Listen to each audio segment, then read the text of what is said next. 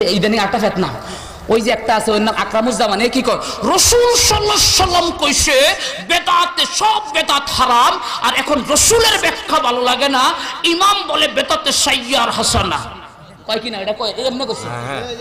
ওই হারামি করে হারামি আরে রাসূল কইছে সব বেদাত খারাপ নালে আমরা নালে ভুল কইছি বেদাতে হাসানা সাইয়্যা কইছি আরে বেটা রাসূলের হাদিস আমার আল্লাহর হাবিব বলেন সাহাবীরা ইজমা হইছে নবীর পরে শ্রেষ্ঠ আলেম হচ্ছে হযরত ওমর তিনি মারা গেছে আর বলছে 90 ভাগ ইলম চলে গেছে সেই ওমর বলছে রাসূল বলছে সব বেদাত কি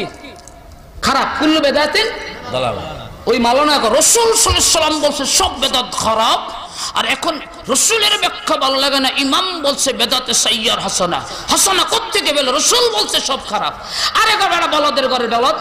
রাসূল সব বেদাত খারাপ কইছে তাহলে এটা কি ওমর বুঝতো না তাহলে ওমর কেন বলল বুখারীর হাদিস নিয়ামাত আল বেদাতু কত না ভালো বেদাত দারদানি কোনায় কার ওমর বলছে নিয়ামাত আল বেদাত ভালো বেদাত তাহলে বুঝা গেল বেদাতে হাসানা আছে তাহলে বেদাতে সাইয়্যা আইলো কইতো এইজন্য রাসূল বলছে মান উবতাদা বেদাতুদ দালালা কেউ যদি বেদাতে সাইয়্যা বানায় তাহলে এটা কবুল করব না তাহলে বুঝা গেল বেদাতে সাইয়্যা দালালা এটা রাসূলই ব্যাখ্যা কইরা গেছে সাহাবারাই কইরা গেছে আল্লাহ যেন আমাদেরকে বোঝার তৌফিক দেয় আমিন।